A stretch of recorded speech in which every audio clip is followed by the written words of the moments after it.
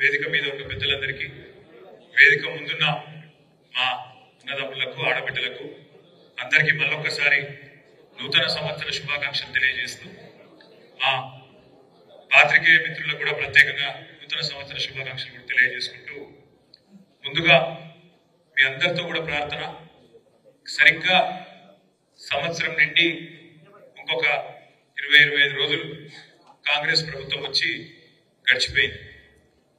100 రోజుల్లో హామీలు అమలు చేస్తాం, 100 రోజుల్లో 6 గ్యారెంటీలు అమలు చేస్తాం అని చెప్పి 400 రోజులైంది. 100 రోజులు పోయింది, 400 రోజులకు వచ్చింది. 6 గ్యారెంటీలలో అర గ్యారెంటీ మాత్రమే అమలైంది. 6 గ్యారెంటీల్లో అర గ్యారెంటీ మాత్రం అమలైంది. అదొక ఫ్రీ బస్సు. అది తప్ప ఇంతవరకు ఒకటి కూడా సరిగ్గా చేయలేదు. కాకపోతే వాళ్ళ మాటలు, దబాయింపులు, ఊకదప్పుడు ఉపన్యాసాలు ఇవన్నీ చూసి ఇప్పుడే వినోదన్న చెప్పినట్టు నాకు కూడా వశం కాక రుణమాఫీ మీద అబద్ధాలు చెప్తుంటే మొన్న అసెంబ్లీలో అడిగిన, ముఖ్యమంత్రి ఉన్నాడు ఎదురుగానే, మొత్తం మంత్రులు ఉన్నారు, కాంగ్రెస్ వాళ్ళు అందరూ ఉన్నారు, ఎమ్మెల్యేలు, వాళ్ళందరూ కూడా చెప్పిన నేను, మీరు చెప్పిన మాటల్లో వాస్తవం ఉంటే, అసెంబ్లీలోనే చెప్తున్నా, మీరు చెప్పిన మాట వాస్తవం అయితే 2 లక్షల రూపాయల రుణమాఫీ చేసినామని మీరు ఏదైతే చెప్తున్నారో, కావాలంటే ఇడికెళ్ళి ఒక బస్సు వేసుకుని అందరం కలిసి పోదాం, ముఖ్యమంత్రి సొంత ఊరు కొండారెడ్డిపల్లికి పోదామా, ముఖ్యమంత్రి నియోజకవర్గం కొడంగల్ పోదామా, వాళ్ళు బయటనేమో నరుకుతున్నారు, అసెంబ్లీలో అడిగే వరకు నోరు పడిపోయినట్టు అయిపోయింది. ఏం చెప్పాలి, అటు ఇటు చూసారు. వెనకకెళ్ళి పెద్దపల్లి ఎమ్మెల్యే లేచాడు చెంగుమని, పెద్దపల్లి ఎమ్మెల్యే ఉన్నాడు విజయరామరావు, మా మాజీ ఎమ్మెల్యే మనోహర్ రెడ్డి సాబు ఇక్కడే ఉన్నాడు, విజయరామరావు లేచాడు, ఆయనకు రేషం వచ్చింది లేచాడు, మైక్ తీసుకున్నాడు, ఏం చెప్తాడు నేను అనుకోండి, మీరు రాత్రి దమ్ముంటే పెద్దపల్లికి మా దగ్గర 70% రుణమాఫీ అయింది అన్నాడు. నేను అదే, మీరు సిగ్గులేదురా పోయి, మీకు ముఖ్యమంత్రి 100% అంటాడు, ఎమ్మెల్యే 100 అంటాడు, బయట బ్యాంక్ కూడా చాలా అంటాడు, బయట పోతేనేమో 20% కాలేదు, సిగ్గు ఇచ్చేది లేదు మీకు, కనీసం అబద్ధాలు చెప్పుకుంటున్నారని ట్రైనింగ్ తీసుకొని చిని మీరు బేకారు అని చెప్పాను. వాళ్ళ వాస్తవం ఏంటంటే వాళ్ళకు పరిపాలన సాధన అయితే లేదు, వాళ్ళకు నడపస్తలేదు, నడపరాక ముఖం బాగాలేక అద్దం పలుకుతున్నాడు ఎక్కడికి గట్ల. ఇప్పుడు ఏంది, నాకు నడప సాధన అయితే లేదు, ఏం చేయాలి మరి నేను, రాష్ట్రం పరిస్థితి బాగలేదు అని చెప్పాలి. రాష్ట్రం పరిస్థితి కాదు, నీ నెత్తి బాగలేదు, నెత్తిలో కూర్చులేదు, దానికి ఎవడేం చేస్తాడు, నీకు తెలివి లేక శాతగాక దద్దమ్మవై అడ్డగోలు హామీలు ఇచ్చి, పనికిమాలిన హామీలు ఇచ్చి, 100 రోజుల డైలాగులు కొట్టి, అఫిడవిట్లను పోజులు కొట్టి, దేవుళ్ళ మీద ఒట్లు పెట్టి, ఏదో పీకుతామని ఏదో పెద్ద బిల్డప్ ఇచ్చి వచ్చినాం. వచ్చి ఏమైతుంది, శాతం అయితే లేదు, ఏం చేయాలో తెలుస్తలేదు, తెలియక ఇప్పుడు ఇంటికి వస్తుంటే ఇక్కడ చూసినా బయట మనం కరెక్ట్ గా మన ఆఫీస్ ఎదురుగా టెంట్ వేసుకున్నాం.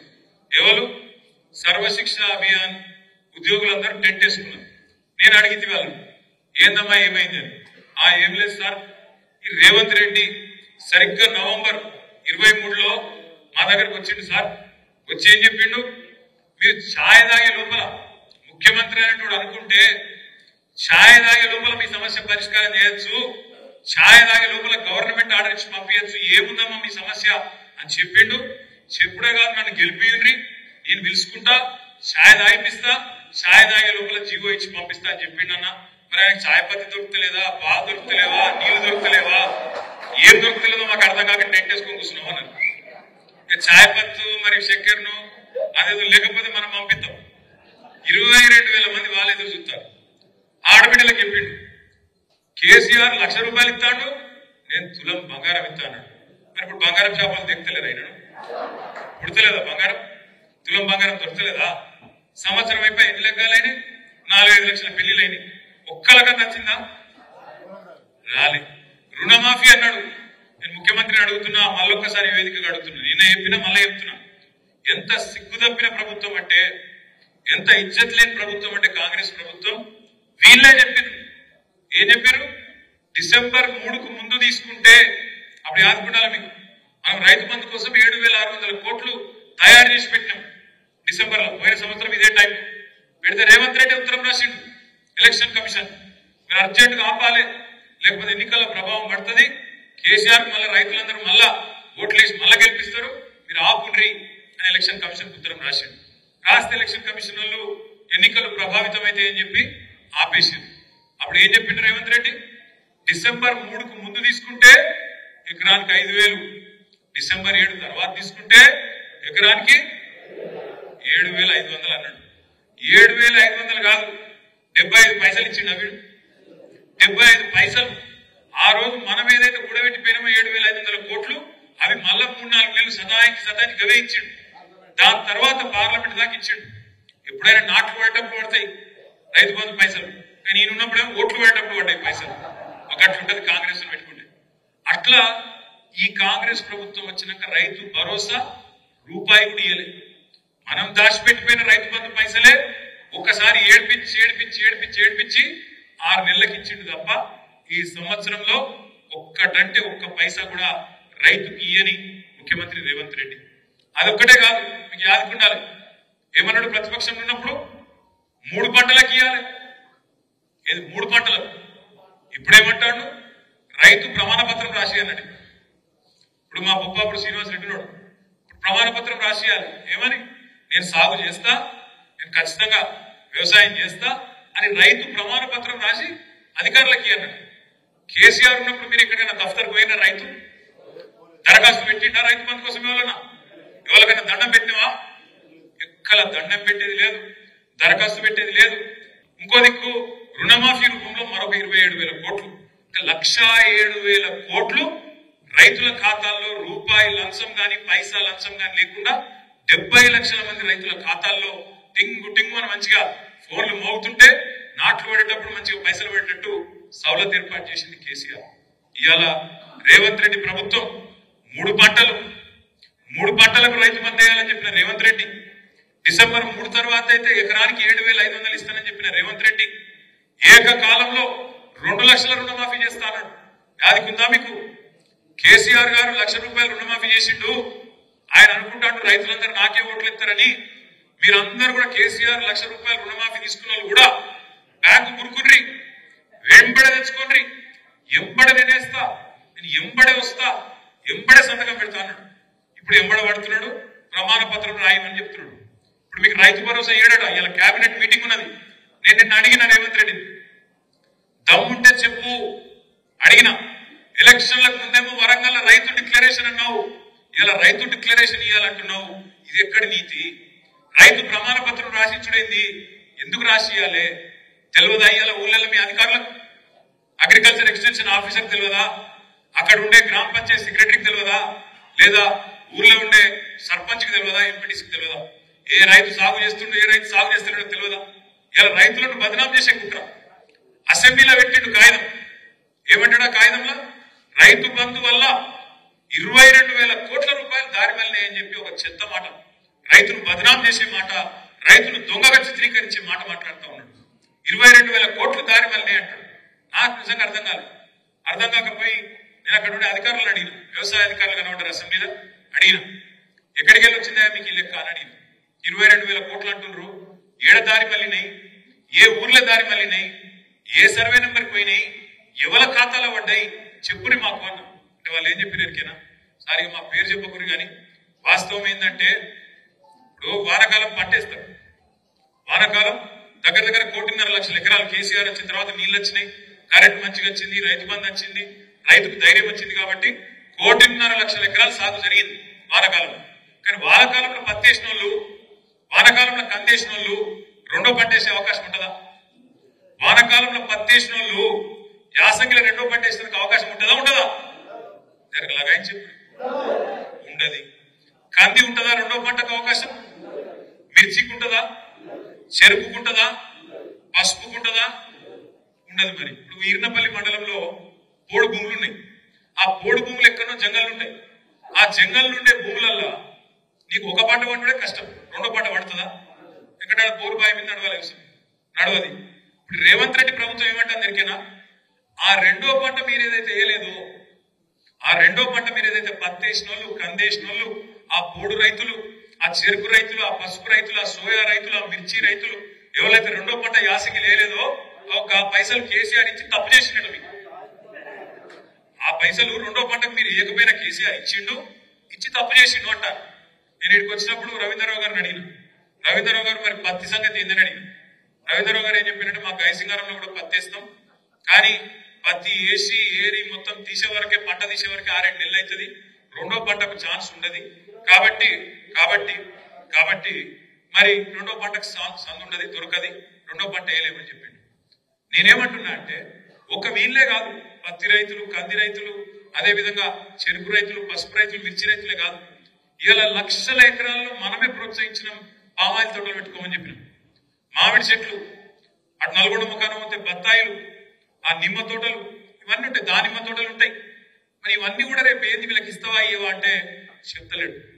ఉద్యోగస్తులు ఉంటారు, టీచర్లు ఉంటారు, ఊళ్ళలో టీచర్లు ఉంటే వాళ్ళు కష్టపడి నౌకరు సంపాదించుకుంటారు, వాళ్ళ అమ్మ నాయన రైతులు అనుకో. ఇప్పుడు ఏమంటాడు తెలుసా రేవంత్ రెడ్డి, టీచర్ ఉంటే ప్రభుత్వ ఉద్యోగం ఉంటే నీకు రైతు బంధు కట్టు. మరి ముందెందుకు చెప్పలేదా? ముందెందుకు చెప్పలేదు? ఉద్యోగస్తులకు భూమితోని సంబంధం కట్ చేస్తా అన్న మాట ముందెందుకు చెప్పలేదు? ఐటీ కడితే కట్టు, పాన్ కార్డు ఉంటే కట్టు, ఇక ఇది గిన్ని కట్లు. అందుకే ఇప్పుడు సీఎం అంటే చీఫ్ మినిస్టర్ కాదు, కటింగ్ మాస్టర్. ఎట్లా కట్ చేయాలి? నేను ప్రామిస్ చెప్తున్న, సిరిసిల్లకు వచ్చిన ప్రతిసారి నేను మొదలు చూసేది ఏంటంటే ఆ గంగలపల్లి వాక్ కింద నీళ్లు ఉన్నాయా లేవా అని చూస్తా. మన ప్రభుత్వం పోయినాక ఒక 6-7 నెలల పాటు మాత్రం చూస్తే బాధ అనిపించేది. వచ్చిపోయేటప్పుడల్లా ఎండిపోయినట్టు మళ్ళీ ఎప్పటి లెక్క ఎండిపోయి మొత్తం మళ్ళీ ఎడారి లెక్క వాగు బాగా చండాలంగా ఉంటుండే. కానీ మళ్ళొక్కసారి నీళ్ళు వచ్చినాయంటే కేసీఆర్ పుణ్యం, కాళేశ్వరం పుణ్యం, సిరిసిల్ల ప్రాంతంలో, రాజన్న సిరిసిల్ల జిల్లాలో ఇవాళ నీళ్లు దుంకుతున్నాయంటే ఖచ్చితంగా గోదావరి జలాలు ఇక్కడ దాకా వచ్చినాయంటే అది కాళేశ్వరం పుణ్యం. కానీ ఆ కాళేశ్వరాన్ని కూడా ఎన్ని రకాలుగా బదనాం చేసినా మీకు అనుకున్నారు. కాళేశ్వరంలో 1,00,000 కోట్లు కొట్టుకుపోయినాయి. మేడిగడ్డలో బర్రె పడ్డది, బర్రె మేడిగడ్డ బరాజు పడలే, నీ పుర్రే పడ్డది. ఇలా పుర్రెలు సక్కగా లేవు. ఆ బర్రె పడ్డదని చెప్పి దానికి రాహుల్ గాంధీని తీసుకొచ్చి బర్రె చూడుర్రి చూడుర్రి దానికి ఫోటోలు కొట్టేది అంతర్జాతీయ ఏదో అయిపోయింది. ఏమైంది మరి? ఆడ భూకంపం వచ్చినా తట్టుకున్నది కదా, కాళేశ్వరం బరాజు తట్టుకోలేదా? మొన్న భూకంపం వచ్చింది అక్కడ మేడిగడ్డ కాడ, ములుగు జిల్లాల కింద సమ్మక్క సారక్క బ్యారేజ్ కాడ భూకంపం వస్తే కూడా 5.3 రిక్టర్ స్కేల్ మీద నమోదైతే కూడా ఏం కాలే. 28 లక్షల క్యూసెక్ల వరద వస్తే కూడా మేడిగడ్డ బరాజ్ ఏం కాలేదు. నాకెందుకు అనుమానం ఉంది, పక్కా చెప్తున్నా, ఇదివరకు చెప్పినా మళ్ళీ చెప్తున్నా. ఆ రోజు కూడా ఏదో ఇల్లే చేసిర్రు అందరూ. ఆ రోజు కూడా ఖచ్చితంగా దాన్ని ఏమో చేసిర్రు. ఇలా కొంతమంది అక్కడోళ్ళు ఇక్కడోళ్ళు ఉన్నారు ఆ పార్టీలో.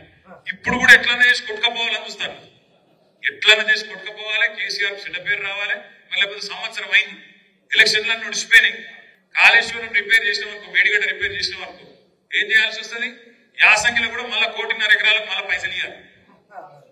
ఎట్లా ఎగబెట్టాలి కదా, ఎగబెట్టాలని ఇది ఈ కథ చేస్తాను. దయచేసి నేను మిమ్మల్ని కోరేది ఒకటి, కొత్త సంవత్సరం మనం కూడా ఈ సంవత్సరం ఒక విషయంలో స్పష్టతతో ముందుకు పోదాం. ఈ సంవత్సరం మనకు స్థానిక సంస్థల ఎన్నికల సంవత్సరం కాబోతా ఉన్నది.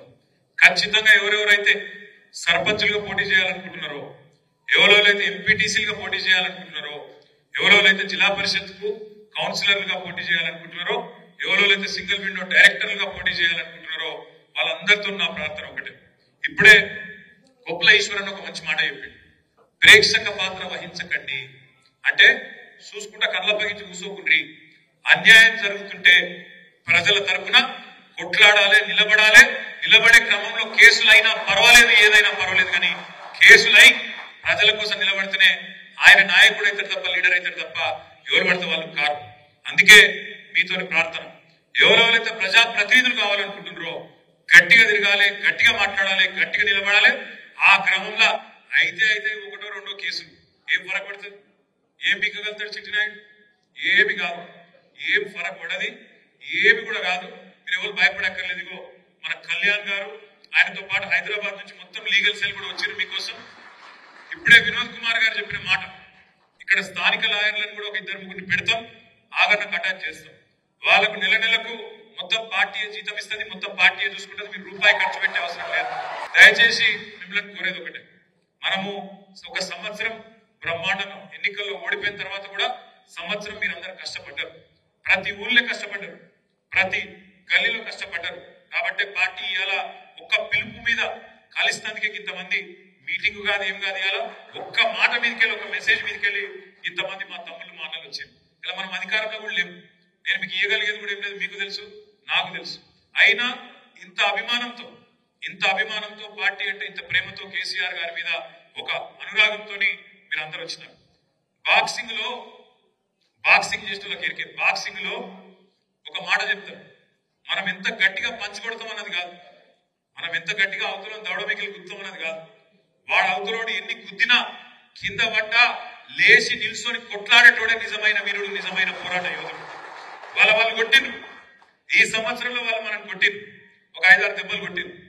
ఒకటి అసెంబ్లీ ఎన్నికల్లో స్వల్ప తేడాతో ఓడిపోయారు, అనుకోకుండా అతి విశ్వాసం అనండి, కొన్ని చిన్న చిన్న పొరపాట్లు అనండి జరిగినాయి, కాదటలేదు. మనం కూడా మనుషులమే, చిన్న చిన్న తప్పులు జరుగుతాయి, చిన్న చిన్న పొరపాట్లు జరుగుతాయి. జరిగినప్పుడు ఓటమి జరిగింది. వెంటనే మన సార్కు, మన కేసీఆర్ గారికి తుంటి ఎముక విరిగి ఆ 3 నెలల పాటు ఆయన కూడా తిరగలేని పరిస్థితి వచ్చింది. అటెంక వెంటనే లేచి పంటలు ఎండిపోతున్నాయంటే, ఈ సన్నాసులు నీళ్లు ఇడిస్తలేరంటే కేసీఆర్ గారు అంత ఇబ్బందుల్లో కూడా బయలుదేరి నల్గొండ, వరంగల్, కరీంనగర్ దాకా, మన సిరిసిల్ల దాకా కూడా తిరిగి ఆ బస్సు యాత్రలో భాగంగా తిరిగింది. ఆ తర్వాత కృష్ణా నది మీద పెత్తనం మొత్తం తెలంగాణ ప్రభుత్వం కేంద్రానికి అప్పచెప్తున్నది అంటే నల్లగొండలో భారీ బహిరంగ సభ పెట్టి గర్జిస్తే దెబ్బకే లేదు మేము అప్పచెప్తలేం, తప్పు చేసినామని చెప్పలేసుకున్నది కాంగ్రెస్ ప్రభుత్వం. ఆ తర్వాత పార్లమెంట్ ఎన్నికలు వచ్చినాయి. సరే, ఈ పార్లమెంట్ అప్పుడు ఒక విచిత్రమైన పరిస్థితి ఉండే దేశంలో.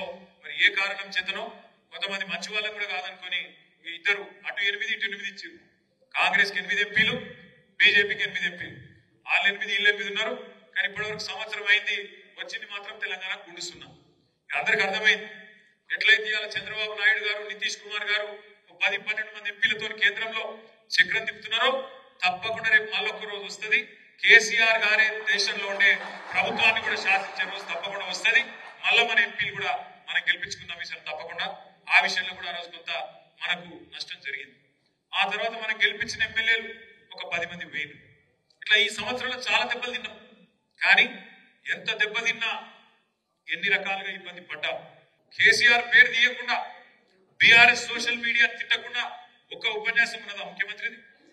ఏడవైనా ఒకటే ఏడుపు, ఎక్కడవైనా ఒకటే ఏడుపు, ఒకటే రాగు.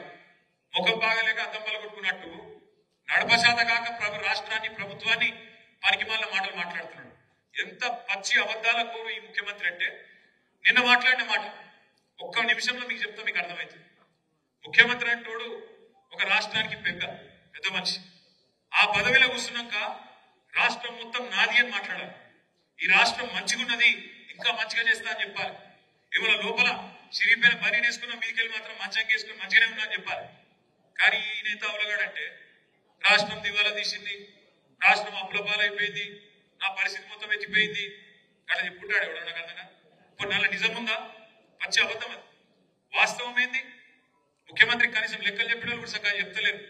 వాస్తవం ఏంది? తెలంగాణ ఏర్పడ్డ నాడు 2014లో కాంగ్రెస్ ప్రభుత్వం మనకు అప్పచెప్పిన నాడు, ఏది ప్రభుత్వాన్ని మనకు అప్పచెప్పిన నాడు 369 కోట్ల రెవెన్యూ మిగులుతోని మనకు అప్పచెప్పిన, రెవెన్యూ సర్ప్లస్ తోని మనకు అప్పచెప్పింది. మనం దిగిపోయిన నాడు 2022-23లో ఆనాడు మనకు 369 కోట్ల రెవెన్యూ మిగులుతో అప్పచెప్తే, మనం వాళ్లకు తిరిగి అప్పచెప్పిన నాడు 5,944 కోట్ల రెవెన్యూ మిగులుతోని వాళ్ళకు అప్పచెప్పింది.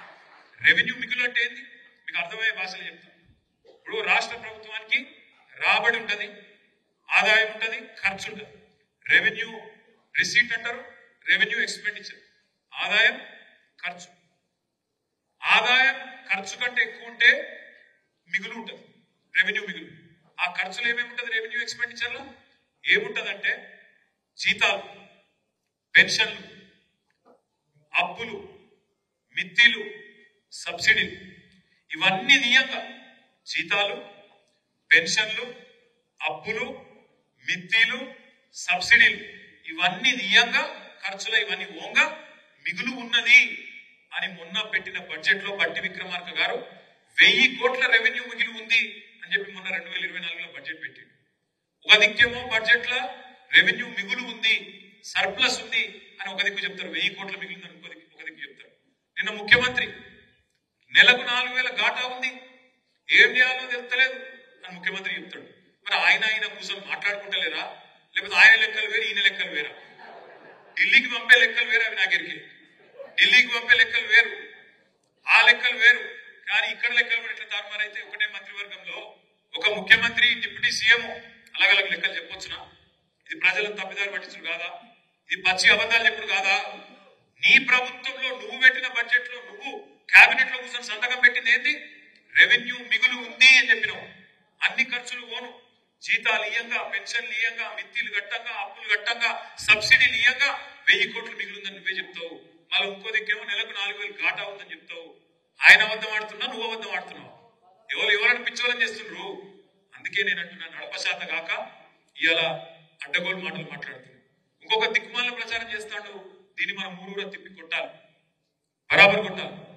మనం ఏదో అప్లపాలు చేసిపోయినాం రాష్ట్రాన్ని అంటాడు. మీకు ఇవాళ మళ్ళొక్కసారి చెప్తున్నాం, మనం మీరు చూసింటారు అసెంబ్లీ, మళ్ళొక్కసారి చెప్తున్నాం. మనం చేసిన అప్పులు మొత్తం పురుజా లెక్క తీస్తే, మొత్తం హిసాబ్ కితాబ్ చేస్తే, మనం 10 ఏళ్ళు ప్రభుత్వాన్ని నడిపి మనం చేసిన అప్పు 4,17,000 కోట్లు. 4,17,000 కోట్లు అప్పు చేసిండు. కానీ కేసీఆర్ ఏమేమి ఇచ్చిండు? 1,23,000 కోట్లు రైతులకు ఇచ్చిండు. రైతు బంధు ఇచ్చిండు, పెట్టుబడి ఇచ్చిండు, లోన్ ఫేవర్ చేసిండు. కేసీఆర్ గారు ఆ పని చేసిండు. 24 గంటల కరెంట్ ఇచ్చిండు కేసీఆర్. కొత్తగా సబ్ స్టేషన్లు కట్టిండు, రోడ్లు కట్టిండు, కాళేశ్వరం లాంటి ప్రాజెక్టు కట్టిండు, ఇంటింటికి నల్లా ఇచ్చిండు, జిల్లా కేంద్రాలు చేసిండు, కలెక్టరేట్లు కట్టిండు, ఎస్పీ బిల్డింగ్లు కట్టిండు, కొత్త దవాఖానాలు కట్టిండు, జిల్లాకు ఒక మెడికల్ కాలేజ్ పెట్టిండు, జిల్లాకు ఒక నర్సింగ్ కాలేజ్ పెట్టిండు, 1000 గురుకుల పాఠశాలలు పెట్టిండు. ఇంకా చెప్పాలంటే ఇంకో గంట చెప్పచ్చు.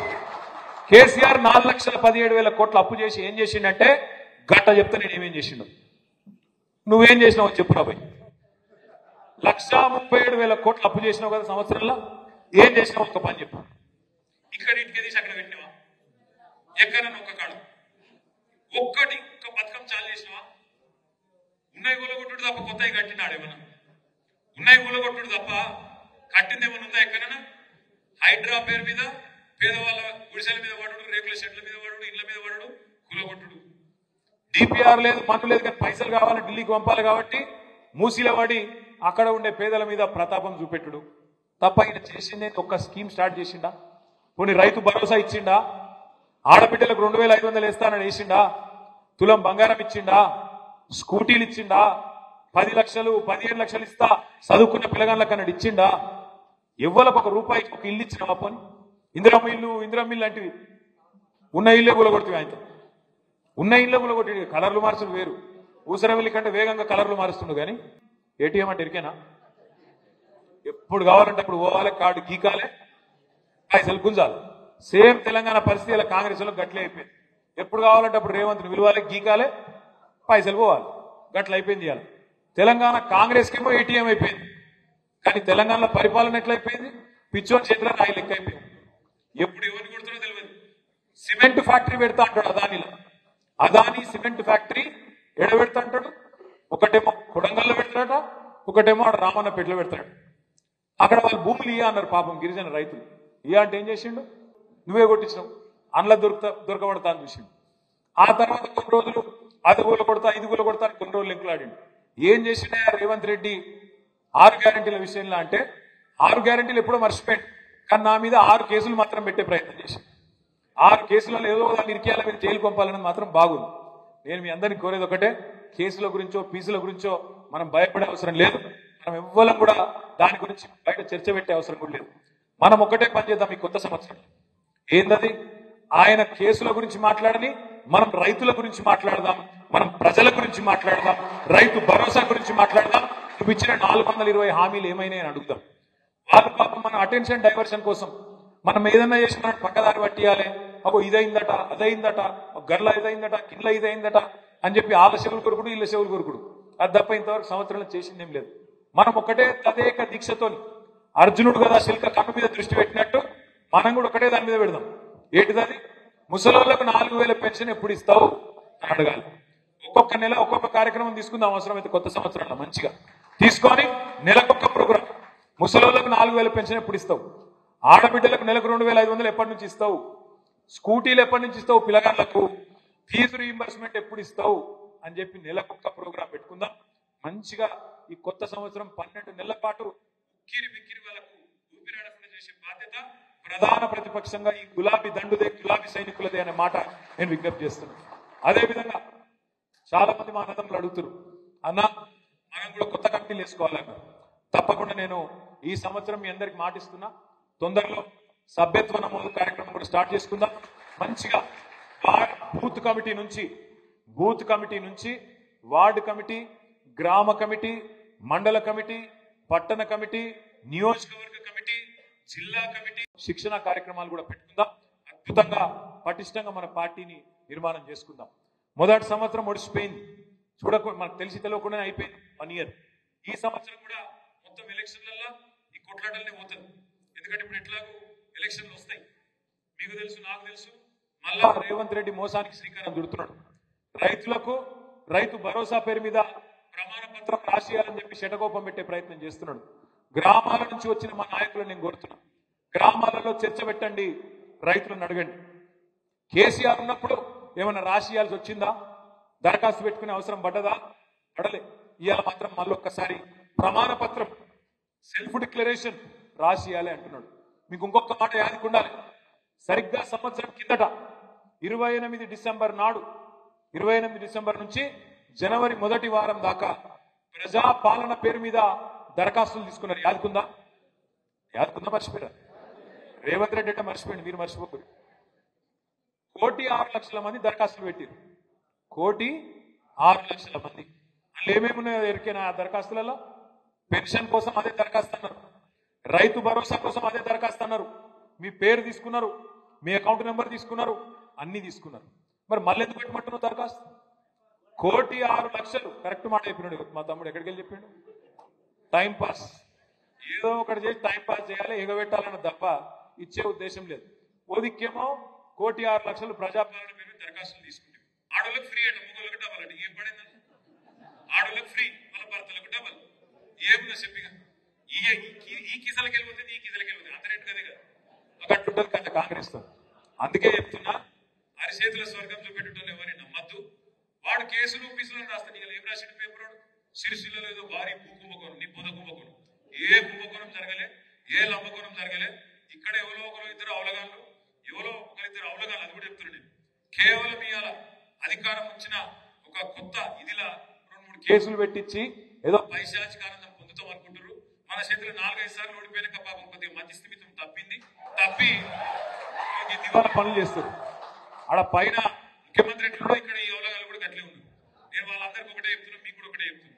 ఇవాళ మిమ్మల్ని ఏ ఊర్లో ఏ మండలంలో ఎవడెవడు సతాయిస్తుండో మంచిగా రాసి పెట్టుకోండి. వాళ్ళకు మిత్తితో సాగించే బాధ్యత నాకు. నేను ఇదేదో ఉత్తగా చెప్తలేను. నేను కూడా అన్ని రాసుకుంటున్నా. అసెంబ్లీలో కూడా ఎవరెవరు ఏం మాట్లాడుతున్నారో కూడా నేను కూడా రాసుకుంటున్నా. మీరు కూడా రాసుకోండి. బరాబర్ చెప్తున్నా. వీళ్ళు ఒక్కొక్కరు టైం వస్తుంది, టైం మళ్ళా వస్తుంది. ఎందుకంటే ప్రజలకు ఆల్రెడీ అర్థమైంది.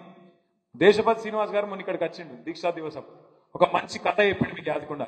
నేను మళ్ళొక్కసారి కథ చెప్తా, మీరు వినుండ్రి. అది తిన్నాక మనం పని చేసుకుందాం, ఆ తర్వాత భోజనానికి పోదాం.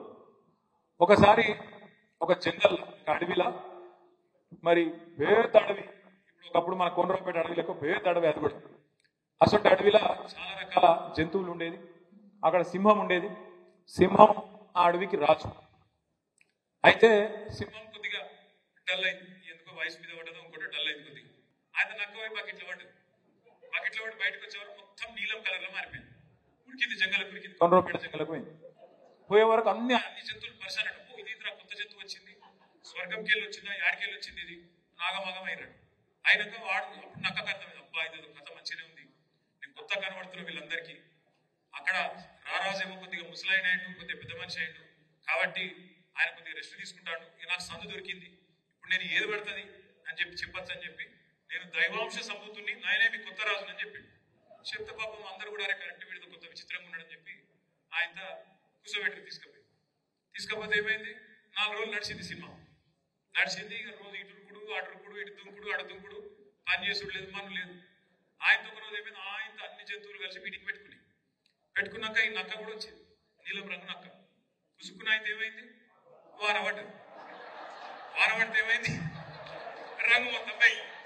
రంగు పోయినాక నక్క సంగతి ఏమైంది, ఈ పలిగింది, మళ్ళా ఉరికించింది. సేమ్ టు సేమ్ ఇదే కథ తెలంగాణలో కూడా ఇలా జరుగుతుంది. ఒక నీలం రంగు నక్క, ఆ నీలం రంగు ముసలి నక్క కాంగ్రెస్. ఆ నక్కను మళ్ళొక్కసారి నమ్మి మోసపోయినాం. కానీ ఏం పర్వాలేదు, అప్పుడప్పుడు జరుగుతాయి. మనకు కూడా మంచి జరిగింది, మనం బాధపడేది కూడా ఏం లేదు. 5 ఏళ్ళు మనం కూడా అధికారానికి దూరం అయితే మనం కూడా ఏమైనా చిన్న చిన్న పొరపాట్లు చేసింటే వాటిని మనం కూడా సరిదిద్దుకునే అవకాశం మనకు దక్కింది. అట్లాగే ప్రజలకు కూడా అర్థమైంది. ఎలక్షన్ల ముందు నేను ఒకటి విన్నా, ఆడాడ ఇంటుంటి నేను ఏమని కొంతమంది మాట్లాడుతున్నారు మన లోట్లకు పోతే మేము కేసీఆర్ ఇంట్లోకి వెళ్తున్నావా, మరి ఇప్పుడు వీళ్ళ సంగతి మీకు కనబడుతూనే ఉంది. నక్క నిజరూపం బయటపడ్డట్టు కాంగ్రెస్ అనే ముసలి నక్క నిజరూపం బయటపడ్డది. ప్రజలు కూడా మమ్మల్ని అడుగుతారు. నిన్న నా దగ్గరికి ఒక జంట అమెరికాకి వెళ్ళి వచ్చారు. అమెరికాలో వాషింగ్టన్ డీసీలు ఉంటారు వాళ్ళు. పిల్లలు తీసుకొని సెలవులకు వచ్చారు డిసెంబర్లో. కలిసిపోతాం ఫోటో దిగిపోతామని వచ్చారు హైదరాబాద్లో. వచ్చినాక మాట్లాడుకుంటా ఆ అమ్మాయిది మన చొప్పదండి కాన్స్టిట్యున్సీ మల్యాల ఉన్నట్టు. అన్న బాగున్నారా, అంత పాత కరీంనగర్లు ఎట్లున్నారు అట్లా ఇట్లా అని మాట్లాడుతుంది అమ్మాయి. నల్గొండ పిల్లగాని చేసుకున్నది. పిల్లలకి అమెరికా వాళ్ళు వల్ల అక్కడనే పుట్టిరు, అన్నీ పెరుగుతాను. ఆ అమ్మాయి అంటాను, అన్న వాస్తవం చెప్తున్నానే నిజంగా బాధ అనిపిస్తుంది. ఈ సంవత్సరం చూస్తేనే ఇట్లా అనిపిస్తుంది, ఎట్లా పిచ్చోని చేతిలో రాయిపోయినట్టుంది తెలంగాణ అనుకుంటే ఏమంటాను తెలుసా నన్ను. పాప అమ్మాయి అమాయకంగా అడిగింది, అన్న ఏం చేయరాదా, ఏం చేయాలని నేనన్నా. ఏం చేయాలమ్మా నేనన్నా, ఏం చేయరాదా, ఏమన్నా చేసి ఏం చేయరాదు తల్లి ఇంకో 4 ఏళ్ళు. ఎందుకంటే ఒక ఓటు తప్పు, ఒక ఓటుకు శిక్ష. ఒక తప్పు ఓటు వేస్తే శిక్ష ఎంత, 5 ఏళ్ళు. అందుకే నేను మిమ్మల్ని కోరేది, జెడ్పీటీసీ ఎంపీటీసీ సర్పంచ్ ఎన్నికల్లో కూడా ఆ రోజు ఎమ్మెల్యే ఎన్నికలైన తప్పు ఈసారి కాకుండా చూసుకునే బాధ్యత మీది, నాది, మనందరిది. పార్టీ మీకు సంపూర్ణంగా అండగా ఉంటుంది.